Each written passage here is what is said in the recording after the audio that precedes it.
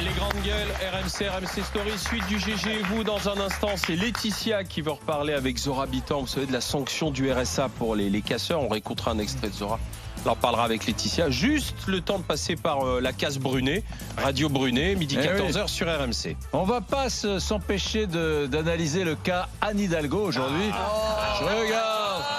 Je regarde les impétrants, je regarde les candidats pour la mairie de Paris l'année prochaine. Alors Benjamin Griveaux, Mounir Majoubi, Cédric Villani. Alors à droite, Rachida Dati, oui, non. La maire du 5e, Florence Berthoud. Les écolos, Béliard, Bayou, Antoinette Gull.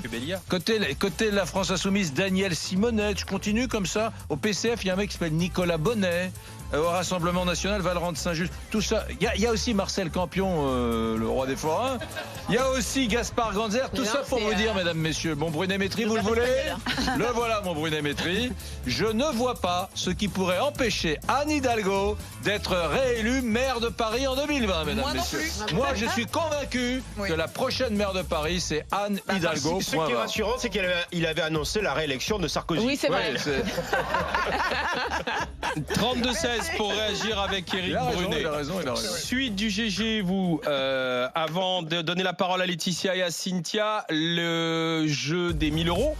Les 1000 euros RMC, c'est tous les jours. Le matin avec les grandes gueules, l'après-midi avec Vincent Moscato. Vous envoyez RMC par SMS au 7 32 16 pour tenter votre chance. Et puis chez Vincent Moscato, à partir de 16h, si vous êtes tiré au sort, c'est vous qui gagnez les 1000 euros RMC. C'est raté chez Vincent tout à l'heure. Demain matin à partir de 9h avec les grandes gueules. En attendant, on revient au GG et vous avec Laetitia qui va reparler avec Zora Bitan de cette proposition d'un député. Éventuellement, si on chope un casseur qui est au RSA, pour le responsabiliser, on lui suspend son RSA. On en reparle avec Zora et Laetitia.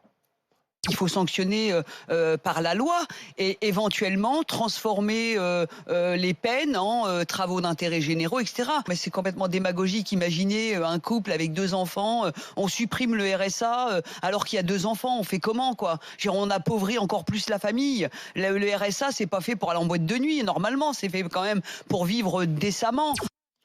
Laetitia, bonjour.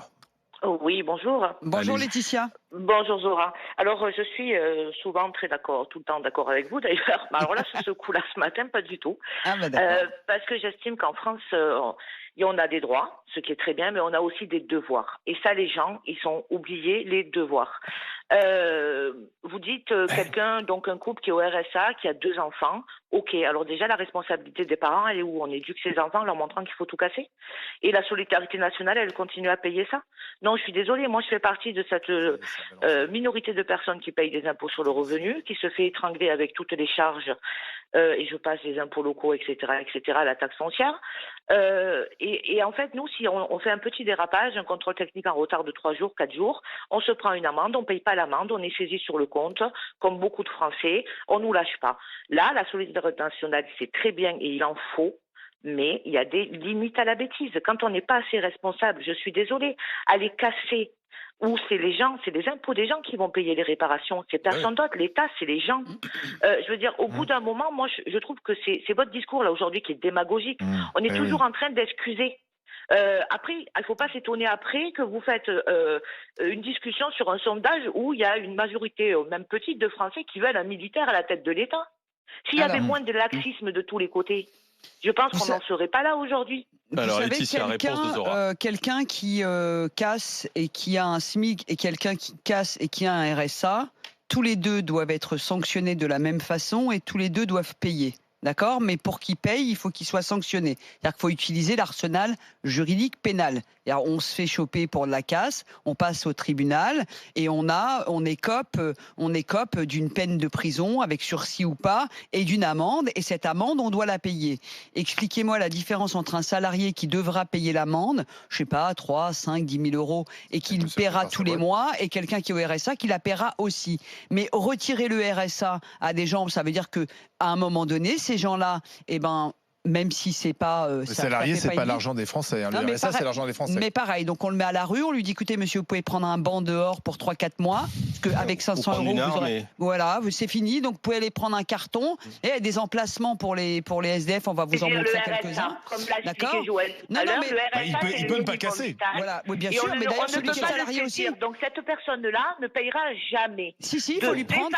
Elle est insolvable, elle ne peut pas être saisissable. Je peux dire une chose. Je veux dire, alors moi je veux bien qu'on nous parle d'égalité à longueur de temps, à longueur d'année et compagnie. Donc l'égalité, c'est la même pour tout le monde. Du moment qu'on demande à l'effort national de nous aider à une période de notre vie, la moindre des choses, c'est de faire les devoirs de citoyens qui vont avec. Oui, bien sûr. D'ailleurs, un salarié, il n'a pas à casser non plus. Tout le monde. Je veux dire, après, il ne faut pas s'étonner. Qui bouscule un magistrat, tout le monde est étonné que les extrêmes montent.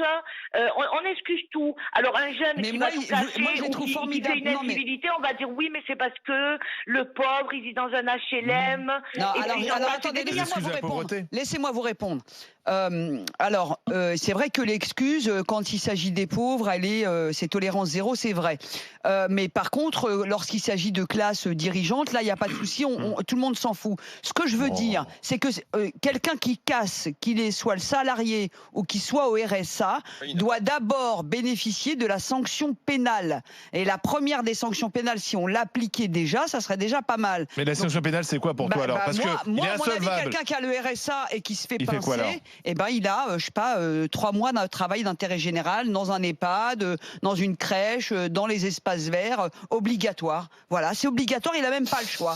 Merci Laetitia. Allez, dernier GG, on va reparler justement des militaires, de l'armée avec Mourad Boudjelal, l'extrait de Mourad, et tu en parles avec Cynthia. On peut dire ce qu'on veut, un sondage. Je veux dire, voilà, si on a un sondage orienté, on leur explique, est-ce que vous estimez que le terrorisme, c'est de la guerre? Oui. Est-ce que vous estimez que les militaires sont plus aptes à faire la guerre que les civils? Oui. Donc on en conclut qu'on pourrait avoir un militaire à la tête du pays. Pour la sécurité, oui. Mais excuse-moi, pour diriger l'économie du pays, je suis pas certain qu'un militaire, ce soit... Donc tu ne souhaiterais pas un militaire? Pas pire que pas mal d'hommes politiques qu'on a eu finalement. Voilà, donc, au moins ils seront aussi nuls que les politiques. On dira, bon, c'est un militaire, ça lui donne des circonstances atténuantes. Cynthia, bonjour. Oui, bonjour. Bonjour Mourad, bonjour tous les GG. C'est toujours un plaisir de vous suivre tous les matins. Et puis, je suis toujours souvent d'accord avec Mourad d'ailleurs sur tout ce qui peut. Mais il n'y a que des gens d'accord depuis tout à l'heure, mais voilà. Et donc juste pour élargir un peu son champ de vision sur la capacité des militaires et notamment de nos officiers généraux, parce que vous parliez du général de Villiers, entre autres. Alors déjà, premièrement, je tenais à dire que déjà à l'heure actuelle, on utilise déjà l'armée pour d'autres circonstances que la sécurité. Par exemple, dans les DOM-TOM, dans les régiments de militaires de service adapté, on utilise les régiments, donc les militaires, pour donner une deuxième chance aux personnes des DOM-TOM, aux jeunes, pour les former sur des métiers. Et pour les former sur une tenue de futurs employés, quoi. Donc la rigueur, la présentation, et surtout sur un métier. Et à l'issue de ces régiments, il y a 90%, me semble-t-il, d'insertion professionnelle. Donc déjà, je pense qu'il y a une certaine compétence autre que la sécurité que détiennent l'institution militaire. Et je tiens à dire que les officiers généraux, là, que vous voyez à ce niveau-là, ils sortent tous de Saint-Cyr, bien évidemment, la plupart, et tout au long de leur carrière, ils sont tout le temps formés. Ensuite, il y a l'école de guerre, pendant 1 an, ils ont des enseignants civils, etc.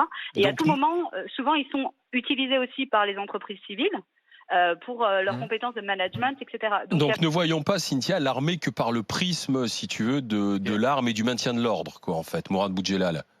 Non, mais j'ai pas d'a priori contre l'armée. Simplement, j'estime que le rôle de l'armée, j'estime que le rôle de l'armée, ce n'est pas de diriger un pays. Voilà, c'est point barre. Ça s'arrête à ça. Je me sentirais pas bien dans un pays où le président est en uniforme. Le général de Gaulle a été 10 ans au pouvoir. Peut-être que parce que quand j'étais gamin, il y avait une photo du général de Gaulle juste dessus de mon lit et que ça m'a traumatisé, c'est pas exclu.